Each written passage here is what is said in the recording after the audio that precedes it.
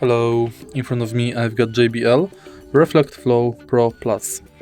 In this video I'll show you how to manage controls.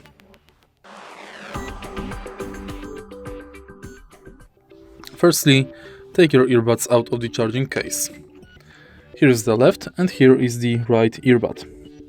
Tap once on the left earbud to enable ANC or ambient aware. Tap twice to enable talk through. Also, tap twice to answer and end the calls.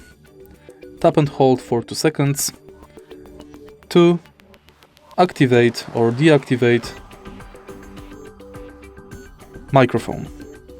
Also, tap and hold for 2 seconds to activate or deactivate voice assistant. Now on the right earbud, tap once to play pause, tap twice to go to next song, tap 3 times to go to the previous song, tap twice to answer and end the calls, tap and hold to mute or unmute microphone, and also tap and hold to activate or deactivate voice assistant. If you find this video helpful, please leave like, comment and subscribe.